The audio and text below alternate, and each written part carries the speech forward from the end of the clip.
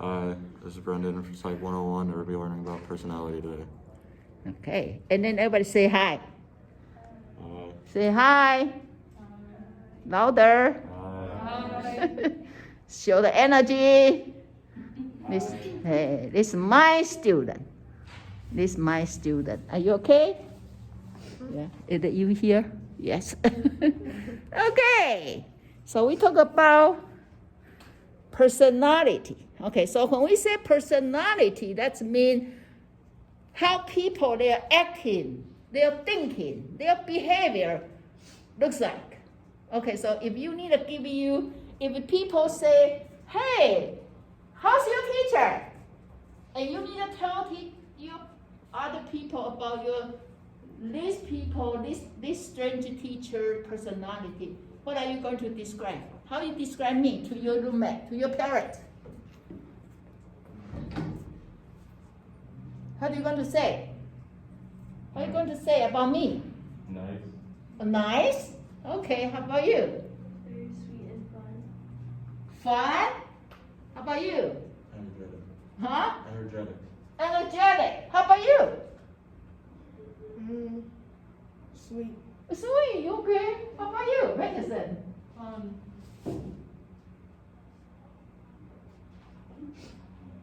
You said what I didn't hear. Did you come all the words yet? What did you say? It's a fun. Oh, fun. I thought you were trying to find a word for me. How about you? Great. Great. How about you? Happy. Happy. How about you? Great. Great. How about you? Positive. Positive. How about you? Happy. Happy. How about you? Huh? Enthusiastic. Oh, you do. So that is how you see people's personality, right? It may not 100% true, but then people see it. People see it. So if your pattern so stable, okay. Hello, Sherman. Long time no see. I remember how often you guys are here. Okay, but anyway, you may see me differently in other place, right? But at least if you see me like this in this class and see me in other class also same way, say, oh, that must be her. Okay, and so that's called personality. That means when people see you, they can guess. Okay, I'm going to take Dr. Rock's class because I think it will be fun. And then you see the class and I'm not fun at all. And you kind of say, is that you? Is that you? Right? Okay, but anyway, even we kind of, very easy for us to say, oh, that's personality. But different psychologists, they have different way to talk about it, right? And we already talked about half part of Freud, right? But I'm kind of very quick go from Freud because chances are if you forgot. Okay, so first of all, Freud talk about we have 3 parts of ourselves. Anybody remember which 3 parts? Which 3 parts? And by the way, this class won't be fun without you. This is our stage. Okay? So you have to dance in with me. Okay? So everybody remember 3 parts of ourselves according to Freud. Everybody remember? Anybody remember? One sound is I. Called what?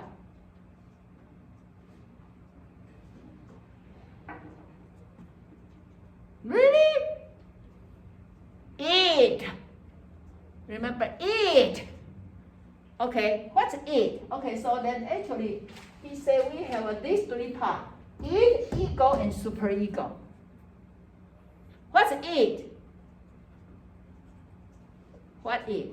Why Brendan needed 2 alarms to wake him up? Why? Because your id want to sleep. Id is want to be comfortable, want to be happy, want to be enjoyable. That's it. It says sleep, sleep. Don't wake. Your superego try to wake you up, but your id say, no, stay. And or, your id try to let you forget something like you have exam. Oh no, right? So it is under the unconscious. Under the unconscious. You don't need to teach them. They are there. Young baby, when they're hungry, they cry.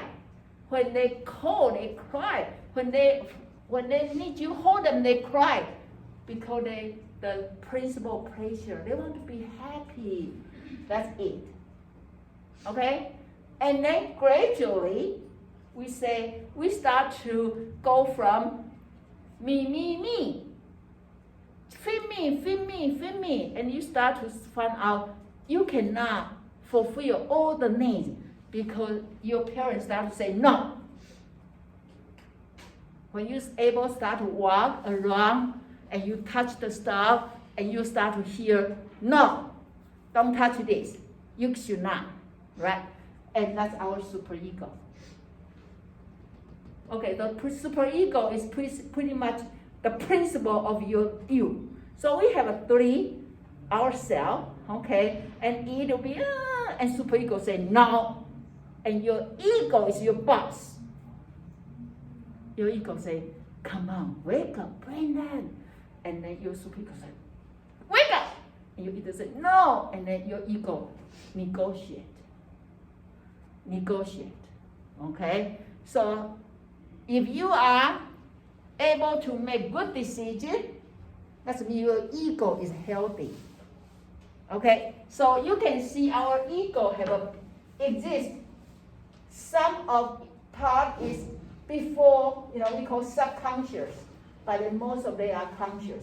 And our superego have 2 parts, and our id is totally under the unconscious. Do you agree with this? Do you agree you have 3 parts of yourself?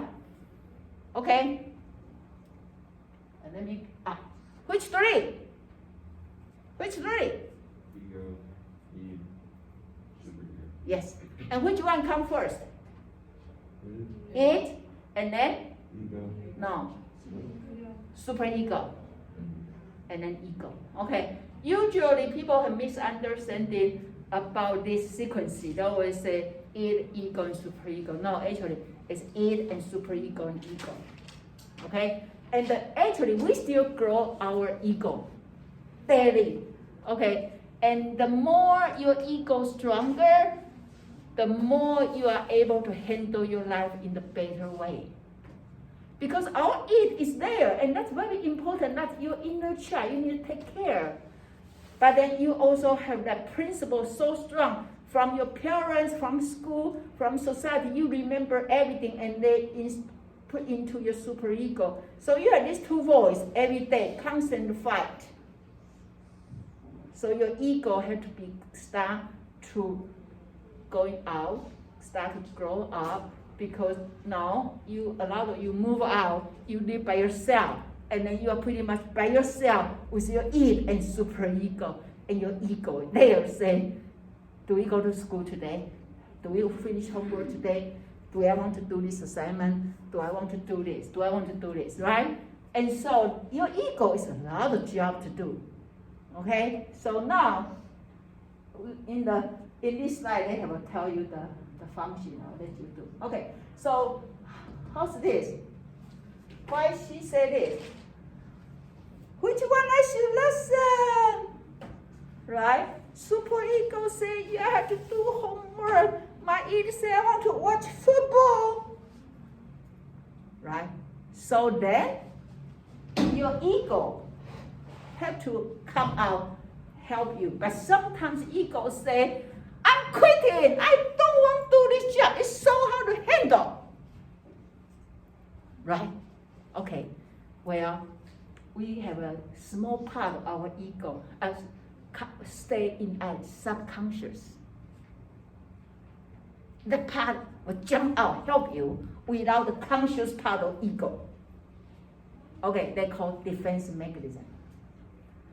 And everybody remember I say who developed defense mechanism? Who? Who are the person? This belongs to Freud, right? But actually it's Freud's daughter. Freud's daughter, Anna Freud, developed defense mechanism.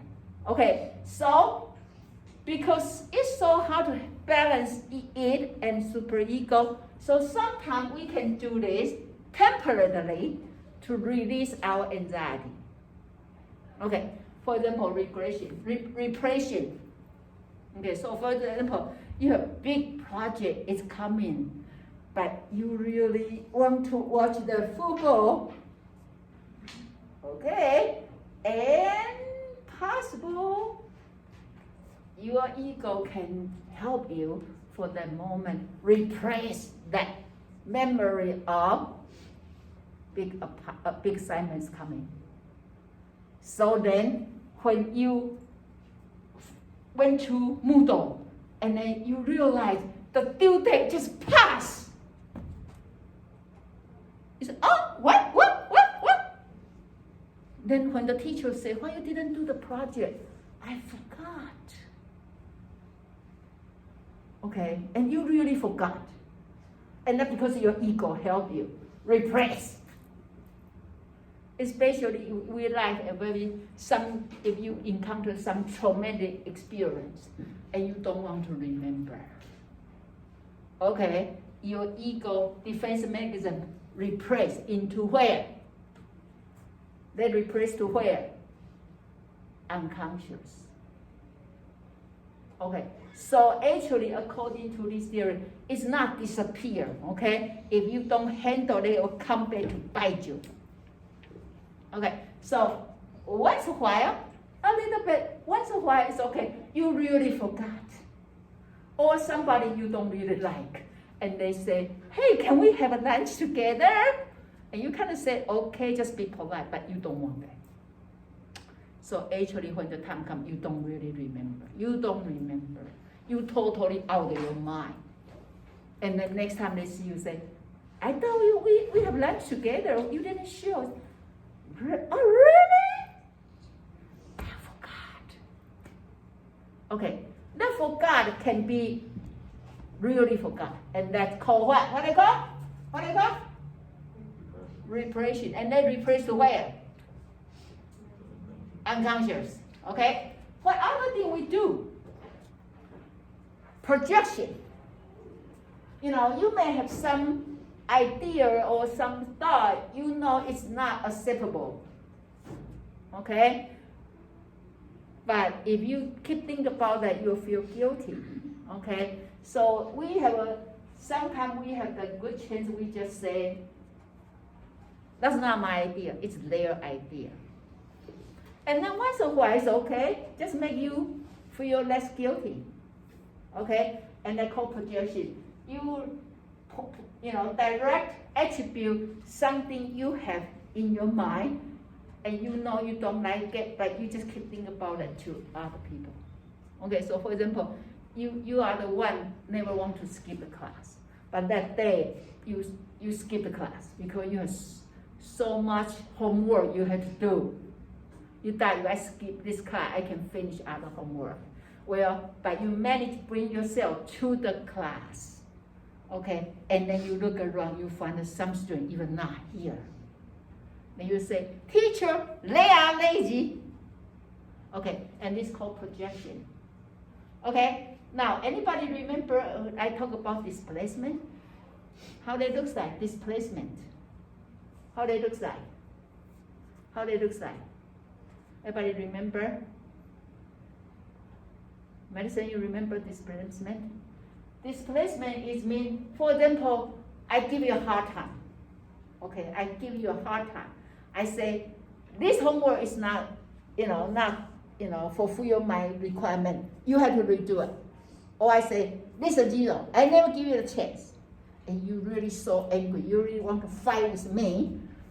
But you think about, well, she's a teacher. I better be nice to her. But you're really angry. So what do? When you're really angry, you walk to the class, when you walk out of class and you back to the dorm, what your response may be? You're so angry. You may go back into the dorm and then when you close the door, bang, right? You put the anger into your door, right? And then your roommate say, what's going on? Say, don't ask so many questions, you know. And then your roommate say, oh, I better not touch it. So like when roommate's mother called her and she said, "Meh!" and she yelled at her mom. Do. That's called displacement. Okay? And that once a while is okay, but people may not like you if you keep doing the displacement, right? Or, how about this one? Before we go there, regression. What's a regression? What's a regression looks like? Is anybody cry yesterday? You did? Okay. You feel better after that? You feel better after cry? No. No? Okay, you cry because what? So angry? Yeah. Okay, so angry, right? Yes, your ego can be cried. Your ego cried. You're so angry. You don't know how to handle those stuff. Right? And that's called regression. Regression is mean you respond, revert to a previous phase of psychological development. Because when people cry, usually it's when they were young. But think about, it's very hard to manage yourself. It's hard to be ego. It's hard to be a boss. I remember before I work here, actually I work in agency in Columbus, and then one day I'm the boss. But one day I really not able to handle. I ran back to my office and I cry. Okay? Regression. Okay? And once in a while it's okay. If you're the boss, you keep crying, then your staff will say, what's going on with our boss? Keep crying, right? Okay, how about denial? We can also do denial. If something not follow our way, okay, and this ego and superego not able to compromise, right? And then we can just say, okay, nothing happened. Don't tell me. I'm not here, right? Deny.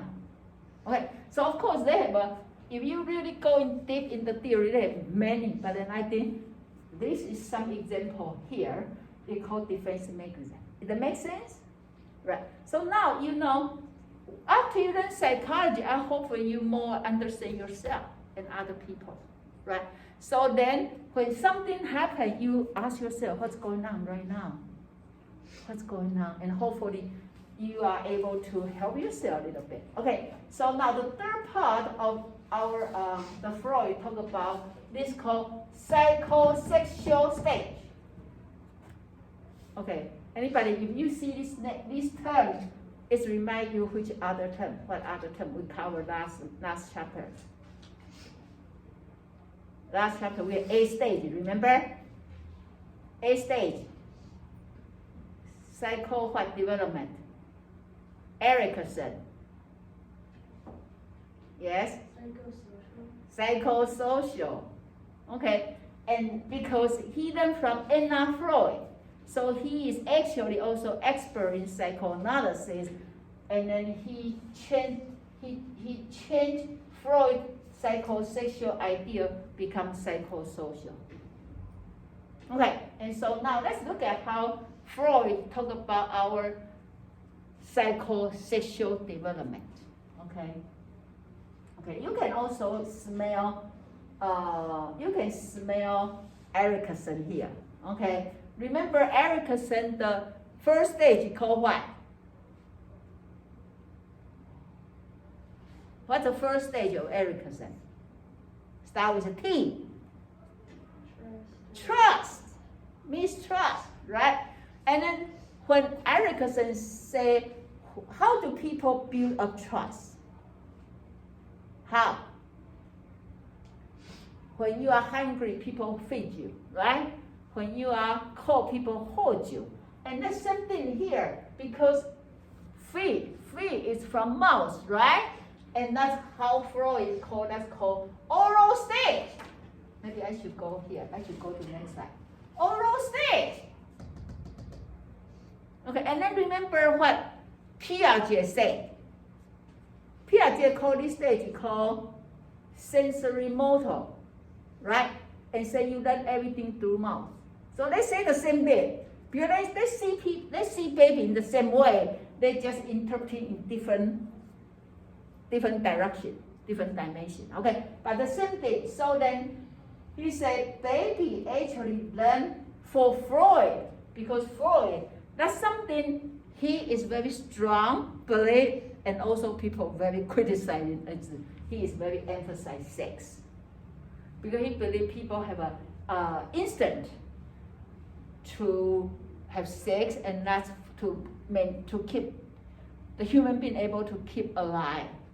Okay, so he said we have two instincts. Actually, Freud said sex and death, life and death. Aggressive make people die, and sex make people alive. It kind of makes sense, but then some people very sick of his idea about what means sex. But he said people, human beings start to have that gratification, oral gratification through mouth. And you feel good when something put in your mouth, you feel good, you calm down. Is anybody, your parents told you used to use pacifier, right? So when baby cry, you give them pacifier and they calm down. Because they are satisfied the needs. They satisfy the needs, okay? But then if you are not satisfied, then Erickson say you become mistrust.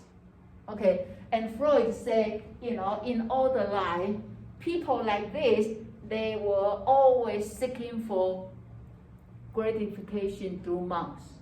So they may chew in the pencil, they may be smoke, they just want to, and then chew in the gum.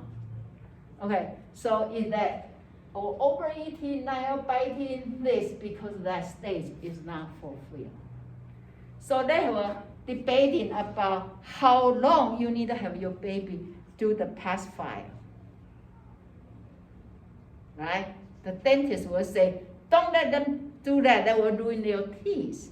But according to Freud, you should have them get the chewing the pacifier as long as they want, because they fulfill their needs. What do you think? When you become a parent, are you going to not give to them pacifier when they need it, or you're going to give them as long as they want? I remember I have 3 children, but number 2 is very strong needs for the pacifier. Very strong need until like 2 years old. Birthday, I lied to her, say, monster come and take away your pacifier, and then that's the day she start. But then all her life right now she's very satisfied, so I assume that 2 years may be okay. But anyway, so that is the first stage called oral. Okay, now if you think about the Erickson talk about the second stage called autonomy, remember? Versus shame. Okay, autonomy versus shame. Okay, and then we say in that stage it's important for the toilet training, right? Remember? And Freud said the same thing. Okay, he said this is called anal stage. Anal stage. Okay, so it's important to have a satisfied toilet training. Okay, and then if they are able to control their body waste, okay, they feel satisfied. If they're not, or during the training they have a lot of trauma, so he say they can have a trouble is this person will become too neat or too messy. Too neat or too messy. Okay? Then the third stage, okay, so this is called anal stage. What's the first stage called? Oral stage, right? Okay, now the third one, okay, is if anybody have this experience, how many you are dating this girl? You have a very good relationship with your father, very close. Okay, right? And then for the boys, how many you are mommy's boy? Okay, wow. That's what Freud said. Especially in this stage, 3 to 5 or 6. Okay, he believed your opposite gender parent is the one you learn how to associate with opposite gender. Okay, and then especially this stage, girls tend to be very close to the father, and the boy tend to be close to the mother. Okay, and he said it's very important. It's very important. And of course, his theory a little bit strange about the jealousy about the mother and the father because when Freud's father had him, Freud's father already 40 years old and the mother only 20 years old. And Freud and his mother is very close. And then he kind of somehow feel like maybe jealous to how mother actually belong to father, not belong to him. So that's kind of give him some idea about this, okay? But anyway, we can observe it's really, you can find that if you see a family picture, if you go back to look at your family picture, you may find your mother if you're a boy, your mother holds you and your father holds a sister. Is that true? Do you have that? I don't know, because we're like different ages. Okay, yeah, okay. But anyway, so then the next, so this is called phatic stage. Okay, the next stage, in terms of object gender, okay, the Freud say this stage is called latency, and latency stage, that's about your elementary school. Okay, in this stage, you actually call latency because people not interested about object gender. Girls like to play with girls, boys want to play with boys, okay? You're not really interested in I have to play with a boy if you're a girl, but when you go to middle school, right, then we start to get to genital stage, begin at puberty. Okay, so you start to see different gender and mingle together. They are excited to see each other. I don't see that so obvious here because you are so free to interact with each other, different gender, right? In my time, in my country, we don't talk to boys totally in elementary school. And we feel shame to touch each other, okay? Even if you have to do some things, you need to hold the hand, we hold the handkerchief.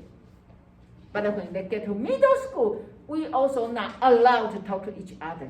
But then you can see people like, ooh, they're excited, but they are not allowed, okay?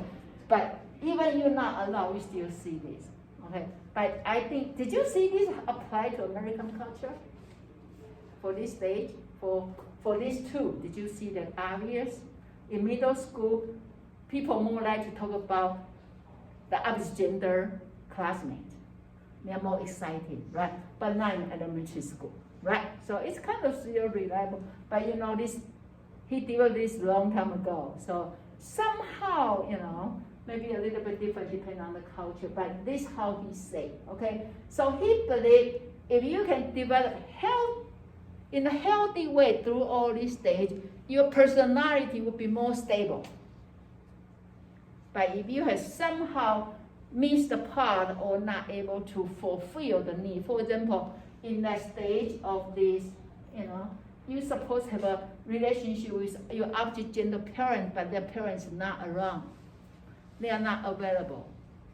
You don't have that part of the parent to love you. Then the little girl maybe have some problem for identify with the father. Okay, and they say sometimes people tend to, when they get old, they want to marry people in their father's age because they miss that part of relationship. They want that relationship, so they are interested about a little bit older age period, that spouse. Okay, so this actually, so 3 things about Freud. Okay, here, what's 3 things? One is about what? 3 parts of personality structure, right? Id, superego, and ego. Second part is about defense mechanism. Third part is about psychosexual development. Okay? Now, Is anybody your PPT you did Freud? You did Freud. Okay, so you know him, right? Okay, the second people, okay, is Carl Jung. This is Jung, okay. Carl Jung actually was a partner with Freud, okay. Carl Jung actually is from Switzerland, not even from Vietnam, okay. But he read the Freud, Freud have a book called Dream, Interpreting of the Dream, all right? And then Jung is actually 14 years younger than Freud, but he read Freud theory and he liked it. So he sent a letter from Switzerland to Vietnam to Freud, okay? And say, can we meet? I really want to get to know you. Okay, and then when they meet, oh my God, this is Freud here. Okay, they are so enjoy each other. They keep talking about dream for 14 hours. So they believe we're supposed to be together, right? So actually after that, he joined him, even they are in different countries, but they come to America. They came to America. Actually, this picture is in Clark University.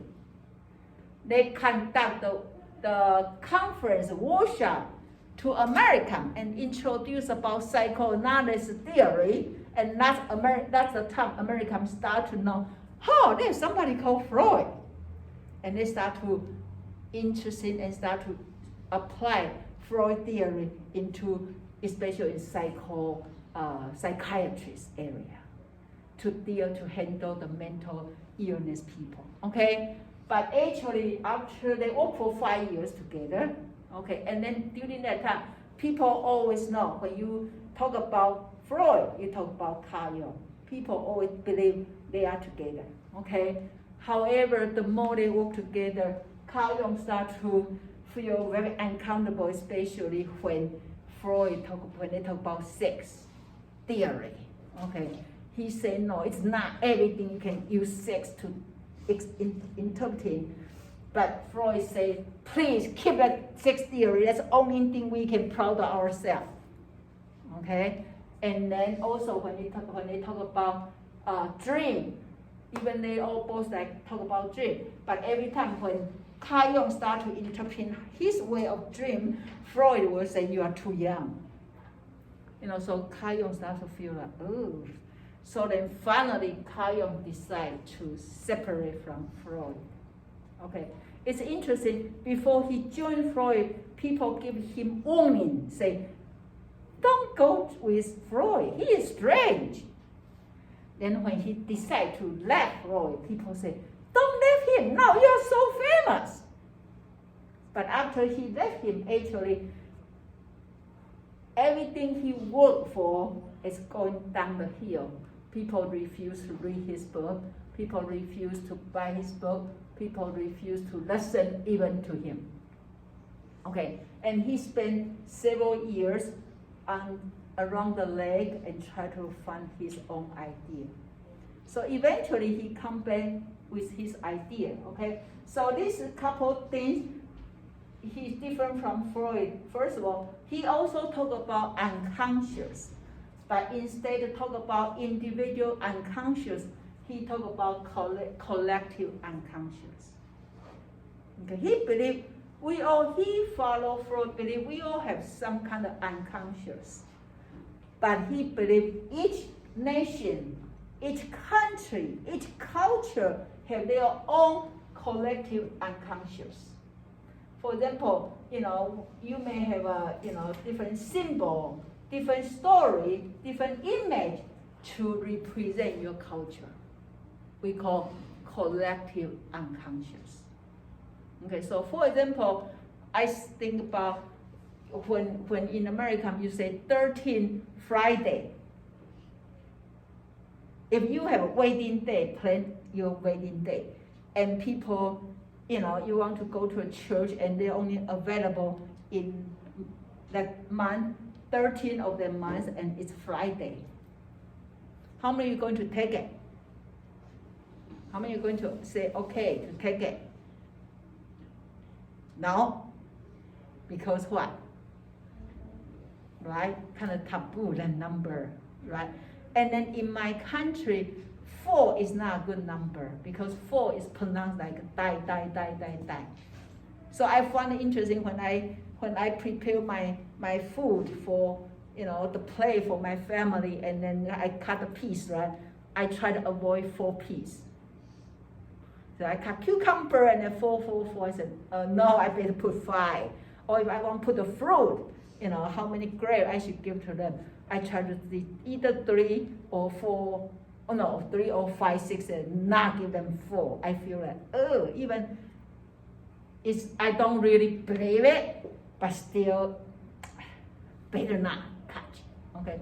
And also, if you go to elevator, go to hospital in my country, the elevator don't have 4th floor.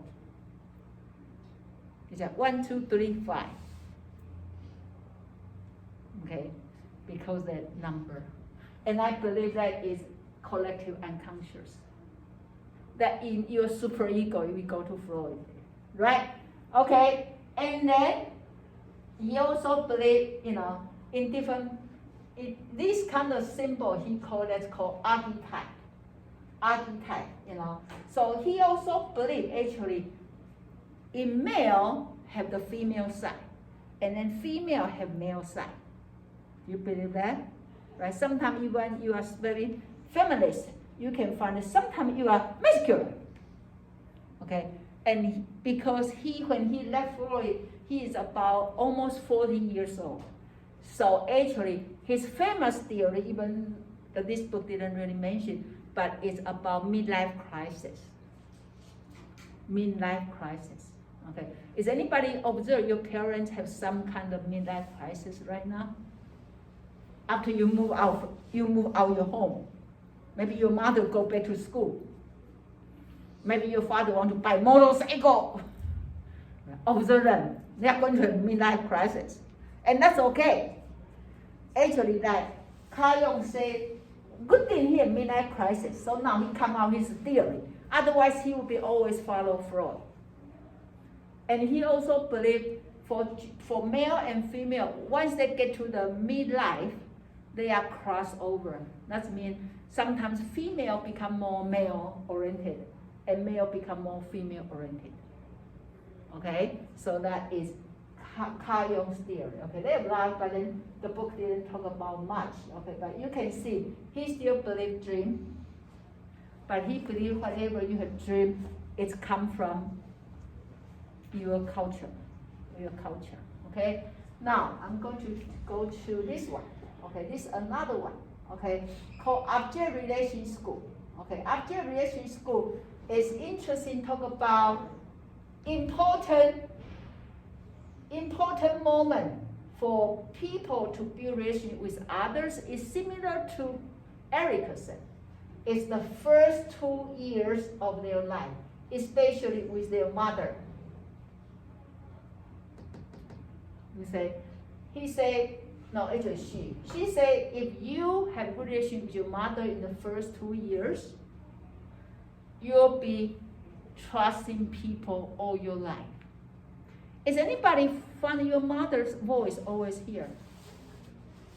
You always can hear what she say about something.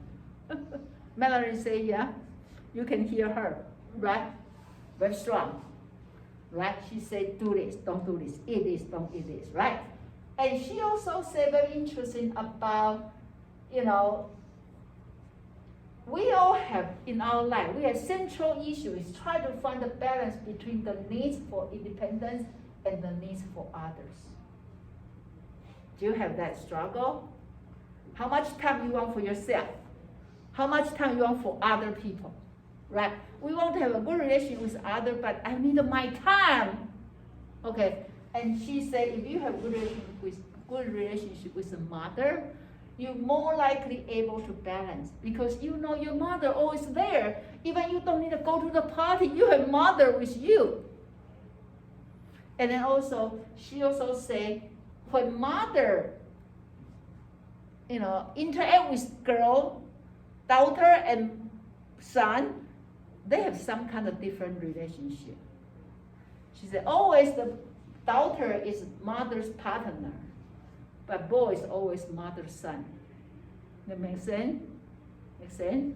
Is anybody you find your mother so treat you like a little boy? Okay, they have that. She said that. Okay, but anyway, so Freud believed, actually Freud believed father figure is very important, Freud.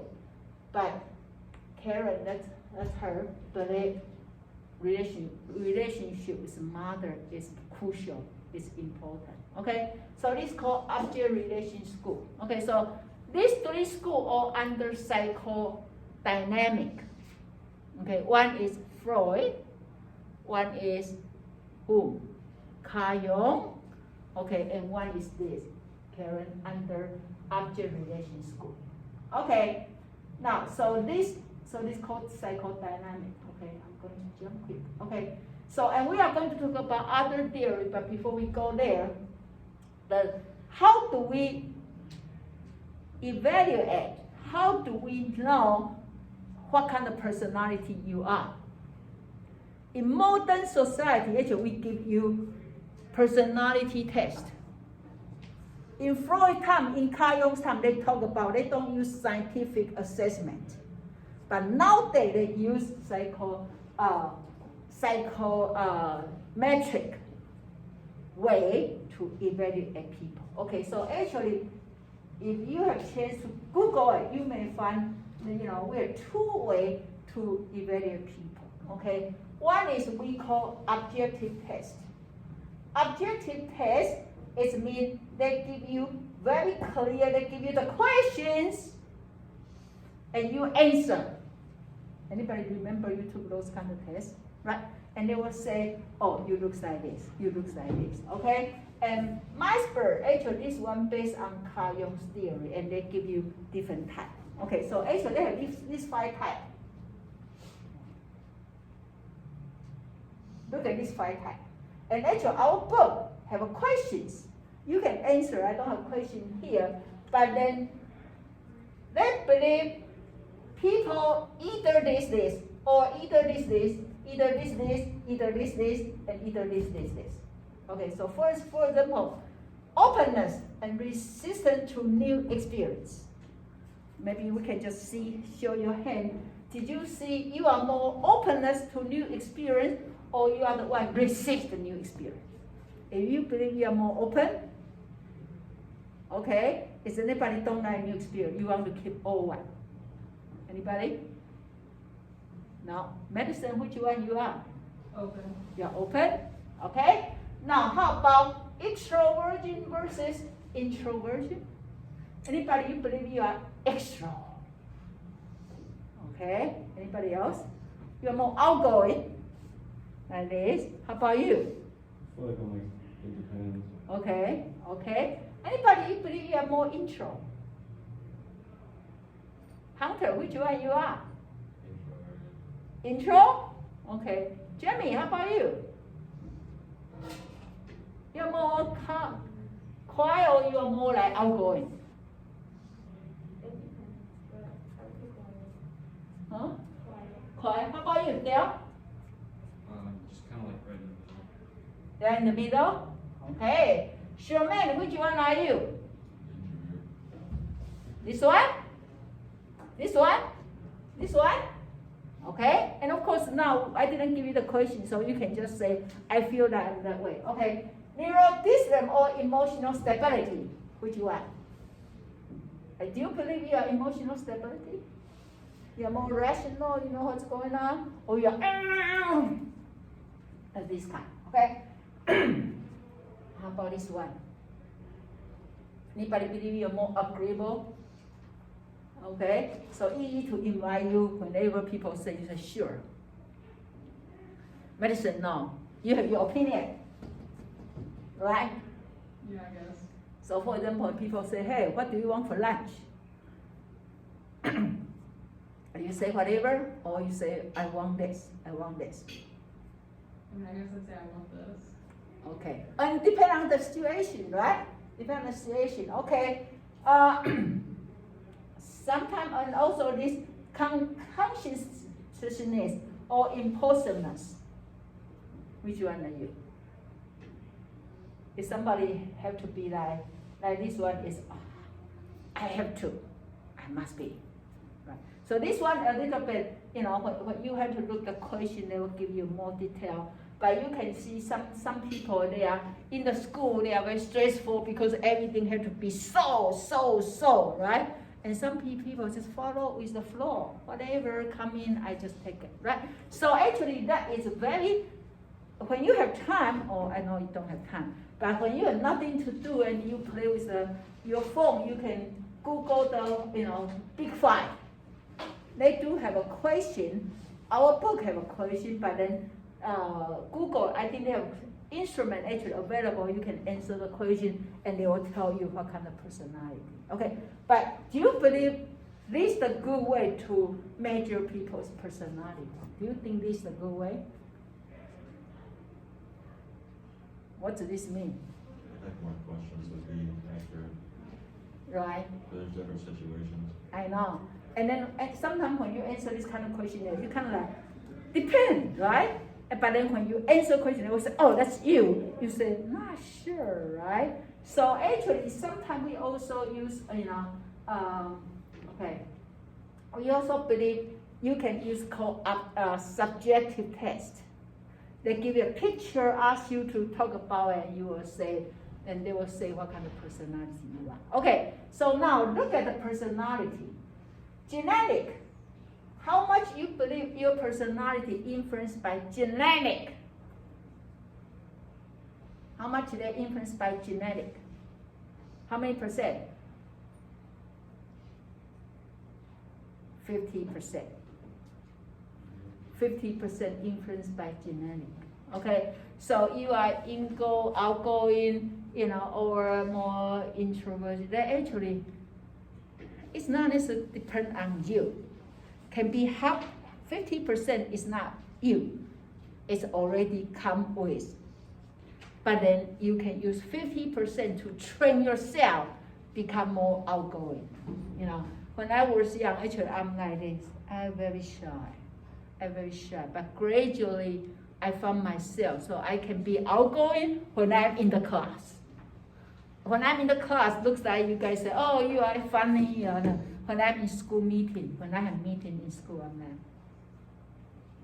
and then my colleague was saying, Fang-Mei, talk more. Okay, but then when I come to my class, they're surprised. You can talk. Okay, because I love my student. So if you're comfortable, I can talk, right? So people behave different way. And I remember the way of my teaching, I think I learned it, and I developed my something called interesting ability and I'm able to do it. Okay, so believe it, 50% determined by yourself, 50% determined by genetic. Okay, so I think here, so they say even the dog, puppy. Did anybody have puppy? Do you think you can see their personality? What kind of personality? Outgoing or more shy? Outgoing. It's too outgoing, too much. When your puppy sees people that are running around, is anybody, your puppy is shy, hide when the friend come over? You do, right? And so they do. So I don't know, they also call personality, right? Okay, I'm going to jump. Okay, so now actually when we say we come with 50% because we already know how you looks like when you just born in the first day. It's called temperament. Okay, as a young kid, you already looks different. Okay, as a baby. Okay, and then they are very stable. Okay, and some people they are more like what? Slow to warm up. Slow to warm up. When things come, they takes them a while to say, okay. And some people more easygoing. Whatever whatever happened, they say, okay. And some people say, no, no. Right? Which one is you? Are you the, when you was young time, are you the okay baby? You are the okay baby. You are the easygoing baby. Anybody? You are easygoing baby? Okay. Is anybody, you are, no! Is this kind of baby? Your parents say, let's go there. No! Let's do that. No! Is that baby? No? Whoa, your parents are lucky, right? Or slow to warm up. If your kids slow to warm up, you better tell them first. Then, so for example, if I want to take the kids, after pick up them from school, I need to take them to, for example, we need out of town, for my slow to warm up kids, I need to tell them early so they prepare. For my easygoing baby, I can just say, let's go. Okay, and then for my cry baby, you will expect, no, for so long. And ideal, you have 30% kids is those, no. 30% is okay. 30% is slow to warm up. Okay, and that's called temperament. And they are very stable. So if you're a certain temperament, you may grow out of the personality and you become a better one. Right? Anybody, you still, when you are, hear the surprising news, what's your response? When you hear the surprise news in the job or in your family, for example, your family supposed to pick you up for Thanksgiving, but they send you the text message. You say we were late for 5 hours. Okay, and then when you are ready to go, but then they say we'll be late for 5 hours. What's your response? If they say they were going to be late for 5 hours, what did you do? What's your response? I don't know. Huh? I don't know. Just picture yourself. What are you going to say? Okay. Okay. How about you? They'll be late for 5 hours. I say same thing you said, okay. You say okay. How about you? Huh? You say why? How about you? You say whatever. How about you, Jimmy? Huh? You'll be quiet? How about you? Huh? What is it? Oh, you don't care. Okay, how about Hunter? I would just say okay. Oh, you say okay. How about Bernita? I just asked why. You say what? How about you? The same thing I was just Huh? The same thing I was just asking. Okay, how about you? That's it. Okay, how about you? See? And how about you? So if you say okay, make your parents easier. Because they may be in the middle or something, they're not able to be here. But if you say why, they may need to give you a lot of explanation, right? Say, oh, please, and you'll be more hurry. But that's not your fault. It's just your temperament. So they may know the kids in different kids. Like when my kids in high school, they went to much band camp for a week.